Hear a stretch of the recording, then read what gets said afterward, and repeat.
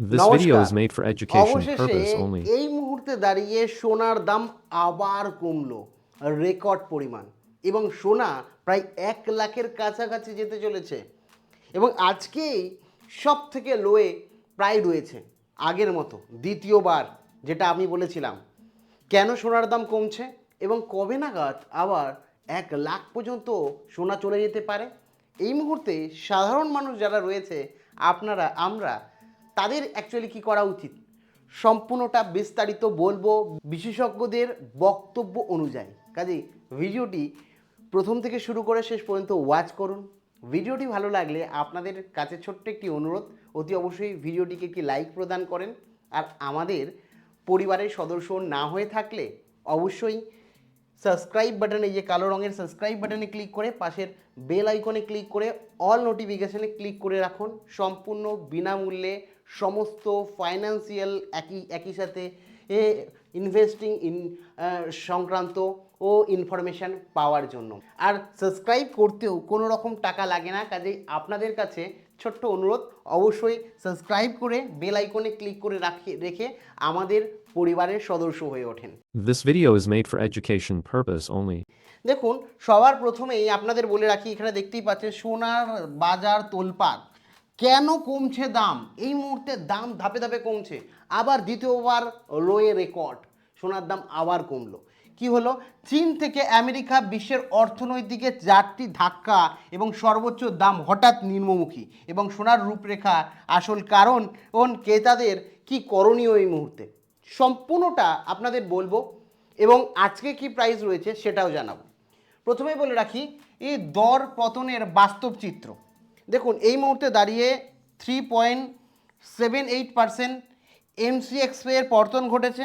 দাম নেমে এসেছে প্রায় 1,41,000 এবং -3.55% এমসিএক্সের পতন রূপোতে।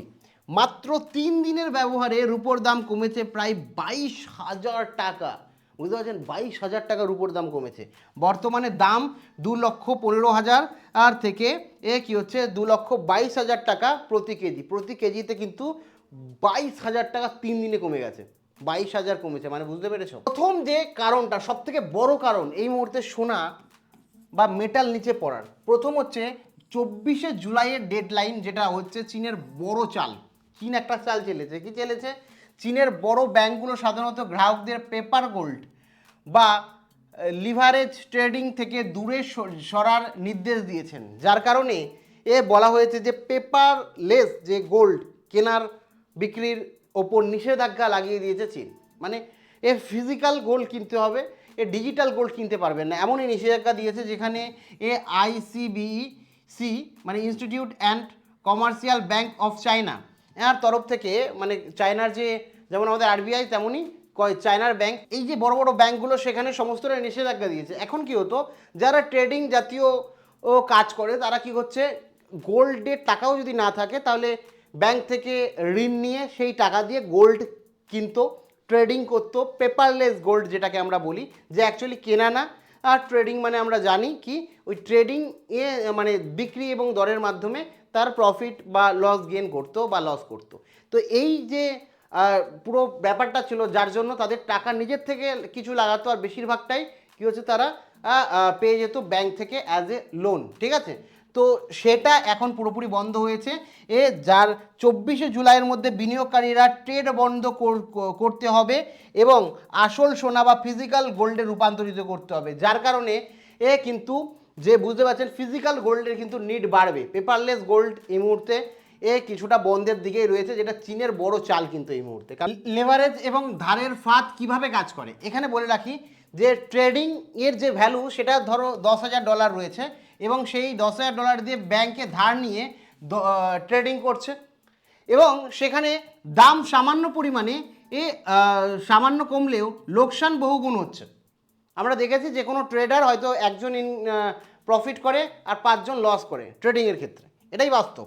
এবং সেক্ষেত্রে যেহেতু পেপারলেস এই ট্রেডিং আর সোনাই হবে না, সেক্ষেত্রে প্রত্যেকে কি হচ্ছে, এবং চীনের এই লেভারেজ বন্ধের নির্দেশে বিশ্ববাজারে আতঙ্কে বহু মানুষ প্যানিক সেলিং করছে। মানে কি হবে পরে, দাম কমে যাবে, যেহেতু মানে অ্যাকচুয়ালি কেনা বেচা হবে না, ট্রেডিং হবে না, দাম কমে যাওয়ার সম্ভাবনা রয়েছে, এই সমস্ত প্যানিকে এসে চীনের মানুষজন কি হচ্ছে বিশ্ববাজারে প্রচুর পরিমাণ গোল্ড বিক্রি করে দিচ্ছে।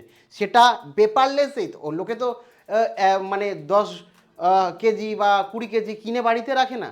যারা বড় বড় ইনস্টিটিউট রয়েছে, বড় বড় বড় লোক যারা রয়েছে অ্যাকচুয়ালি তথাকথিত, তারা কি হচ্ছে তাদের টাকাটা সোনায় ইনভেস্ট করে সেফ হ্যাভেন হিসাবে। তো সেক্ষেত্রে তারা ফিজিক্যাল গোল্ড নেয় না, ডিজিটাল গোল্ড আকারে নেয়। তো তারা কি হচ্ছে ডিজিটাল গোল্ড সেল করতে শুরু করে দিচ্ছে, যাতে পরে যদি দাম পড়ে যায় এই সমস্যা না হয়। এই চীনের সিদ্ধান্তের কারণে প্যানিক সেল হচ্ছে। আর যখন সেল বেশি হবে তখন ডিম্যান্ড কমবে, লোকে বিক্রি করতে চাইছে এবং সোনার দাম সেই কারণে কিন্তু বাড়ছে। মানে চীনের একটা চাল বলতে পারো বিশ্ববাজারে সোনার দাম এই মুহূর্তে কমিয়ে দেওয়া। দ্বিতীয় কারণ হচ্ছে শক্তিশালী ডলার ও বিশ্বের রাজনীতি। এই মুহূর্তে আমেরিকা ফেড রিজার্ভ কি হচ্ছে হরিক কি হচ্ছে সুদের হার বৃদ্ধির ইঙ্গিত দিয়েছেন, যে আমেরিকার যে ফেড রয়েছে সে ফেডের রেট কার্ড করা তো দূরের কথা, এই মুহূর্তে পরিস্থিতি খারাপ হলেও পার্সেন্টেজ মানে আমেরিকান ব্যাংকের যে পার্সেন্টেজ ইন্টারেস্ট সেটা বাড়ার কথা বলা হয়েছে। এবার ইন্টারেস্ট যদি বেড়ে যায়, একটা ফিক্সড রিটার্ন যদি আমেরিকার মানুষ পায়, তাহলে সোনাতে ইনভেস্ট করতে যাবে কেন? যারা সোনাতে গোল্ডে ডিজিটালি ইনভেস্ট করতো তারা কি করছে, আমেরিকার বাজার থেকে সোনা বিক্রি করে ব্যাংকে ইনভেস্ট করার কথা ভাবছে। তো ব্যাংকে যেহেতু সুদ বাড়ানোর কথা বলছে, আর যখনই সুদের হার বৃদ্ধি পাবে তখন কি হবে, ডলার ইন্ডেক্সে ডলারের পরিমাণ কিন্তু আমাদের ভারতীয় মুদ্রার 101 টাকা মানে 100-র ওপরে চলে যাওয়ার সম্ভাবনা রয়েছে। 13 মাসের মধ্যে সর্বোচ্চ স্তরে যাবে, যেখানে ডলার শক্তিশালী হলে সোনার দামের মতো যে সম্পদ, ঠিক আছে, সেখান থেকে মানুষ কি হবে টাকা বের করে ডলারে ইনভেস্ট করতে শুরু করবে। যে না, ডলার বাড়বে একটা আশঙ্কা রয়েছে, এখন সোনায় লাগাবো না, এখন ডলারে লাগাই, তাহলে আমার খুব তাড়াতাড়ি টাকাটা বৃদ্ধি হবে, আমরা বেশি টাকা প্রফিট করতে পারবো। এই মাথায় কিন্তু চিন্তা রাখছে, যার কারণে কিন্তু এই মুহূর্তে দাঁড়িয়ে এখানেও প্যানিং সেলিং হচ্ছে আমেরিকা। এছাড়া আমেরিকা এবং ইরানের মধ্যে অন্তর্বর্তী শান্তি চুক্তি সংঘাতের খবর ওর মোটামুটি বাজারে একটু শান্ত করেছে। কারণ আমরা জানি যে যখন যুদ্ধ হয় তখন মার্কেট আনসার্টেনিটি, কখন কি ঘটবে, কোন দেশে বোমা পড়বে, কোন দেশের অর্থনৈতিক সিচুয়েশন খারাপ হবে, বিশ্বব্যাপী যদি যুদ্ধ বা অন্য কোনো সিচুয়েশান আসে খারাপ, যেটা আমরা এক্সপেক্ট করি না, সেটা যদি ঘটার সম্ভাবনা থাকে, তখন সোনার দাম কিন্তু বাড়তে থাকে। কারণ মানুষ ভাবে যে ব্যাংক থেকে টাকা তুলতে পারবো না, যুদ্ধ হলে সেই দেশের মানুষ কি করে, সোনাতে লাগায়, যাতে ডিজিটাল সোনা যে কোনো জায়গায় যে কোনো সময় যে কোনো দেশে বিক্রি করা যেতে পারে। তো সেই কারণে কিন্তু এই মুহূর্তে দাঁড়িয়ে সমস্তটা শান্ত, প্রায় শান্তি চুক্তি আমেরিকা এবং ইরানের মধ্যে হয়েছে, যার কারণে সেরকমভাবে যুদ্ধের উত্তেজনা হ্রাস পেয়েছে এবং নিরাপদ বিনিয়োগ হিসাবে সোনা চাহিদা কমে গেছে, যার কারণেও কিন্তু একটা বড় দিক বিশ্বব্যাপীতে সোনার দাম কমছে। এই মেনলি 3 নম্বর কারণ কিন্তু এটা। এবং 4 নম্বর কারণ হচ্ছে বাজারের মেকানিক্স, কন্ট্রোল এক্সপায়ারি। মানে এই মুহূর্তে দাঁড়িয়ে কি করছে, সময়সীমা একটা শেষ, যে গোল্ড এবং সিলভার আর মোটামুটি শেষ হয়ে যাবার জায়গায় আসছে, সবাই বিক্রি করতে চাইছে, যে একটা লোকসান এড়িয়ে মুনাফা অর্জন বা ট্রেড যেহেতু বন্ধ হয়ে যাচ্ছে, দেশ একটু পজিটিভ থাকতে চাইছে। সেই কারণে কিন্তু যাদের কাছে সোনা ছিল প্যানিক সেলিং করছে এবং প্রচুর বিক্রির চাপ আসছে। যখন প্রচুর পরিমাণে যে কোনো জিনিসই বিক্রি হয় তখন কিন্তু সেই জিনিসের দাম কমে, চাহিদা না থাকলে, লোকে বিক্রি করতে চাইলে তখন কিন্তু দাম কমে। আর এই মুহূর্তে সোনা সবাই বিক্রি করতে চাইছে, আর সোনার মতো জিনিস বিক্রি যখন করতে চাইছে, সেই জিনিস তো ওপর নিচ হতেই থাকে। আর সেই কারণে হঠাৎ করে দ্বিতীয়বারের মতো কিন্তু মুখ থুবড়ে পড়লো সোনার দাম। এবার আমরা এই 4টে কারণ মূলত জানতে পাচ্ছি, যে 13 মাসে শক্তিশালী ডলার হচ্ছে এবং মধ্যপ্রাচ্যে যুদ্ধ যেটা এবং বিশ্বব্যাপী যুদ্ধের পরিস্থিতির সৃষ্টি যেটা হয়েছিল সেটা এখন প্রায় কন্ট্রোলের দিকে, এবং প্রযুক্তিগত চাপকে কন্ট্রোল করা হচ্ছে, যার কারণে কিন্তু পারফরমেন্স সেরকমভাবে বুস্ট আপ হতে চাইছেন এবং সোনা অলরেডি ধাক্কা খাচ্ছে এবং সোনার দাম নিচে পড়ছে। আজকে যদি বাজারে কত প্রাইস আছে যদি আমরা দেখি, তো এখানে আমরা দেখতে পাবো, আমি একটু দেখিয়ে দিই আপনাদের, যে এখন প্রাইস কত আছে, এখন 24 ক্যারেট রয়েছে আজকের দিনে দাঁড়িয়ে, 24 ক্যারেট রয়েছে প্রায় 14,526 এবং 22 ক্যারেটের দাম রয়েছে 13,315, ঠিক আছে। এবং 18 ক্যারেটের দাম 10,894। তো মোটামুটি দেখতেই পাচ্ছেন যে 22 ক্যারেটের দাম যদি আমরা দেখি যে সোনাটা আমরা ফিজিক্যালি কিনি, সেটার ভ্যালু কিন্তু এখন 1,33,150, মানে এই মুহূর্তে দাঁড়িয়ে কিন্তু ভালো পরিমাণ রেকর্ড কমের। এর যে দ্বিতীয়বারের জন্য আর কিন্তু দাম কমেছে। যেখানে আপনাদের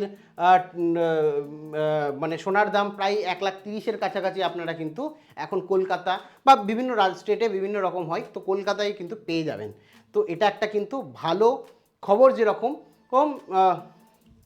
সেই কারণে যারা মনে করছেন যে সোনা কিনবেন এখন কিনতে পারেন যদি খুব তাড়াতাড়ি প্রয়োজন থাকে, নয়তো যেটা বললাম যে 13 মাসের মধ্যে আরও কমার সম্ভাবনা রয়েছে। এবার কালকে আবার বাড়তেও পারে, কিন্তু সাময়িক দীর্ঘমেয়াদে যদি দেখি তাহলে কিন্তু লোতে যাওয়ার সম্ভাবনা রয়েছে। তা বলে এমন না যে 1 লাখের নিচে নেমে যাবে, যে যেটা বিশেষজ্ঞরা বলছে সে মোটামুটি 1 লাখের কাছাকাছি 1,10,20,-এর মধ্যে রেঞ্জের মধ্যে কিন্তু চলে আসতে পারে এই মোটামুটি 6 মাসের মধ্যে। এবং খুব যদি অবস্থা আরও এরকম দেখা যায় তাহলে বাজারে যদি ভালো পরিস্থিতি সৃষ্টি হয়, বাজারে যদি ভালো বা স্টেবল থাকে, তাহলে কিন্তু সোনার দাম আরও পড়তে পারে। বাদবাকি আপনার কি মতামত রয়েছে অবশ্যই কমেন্ট সেকশানে কমেন্ট করে জানিয়েন। Thank you.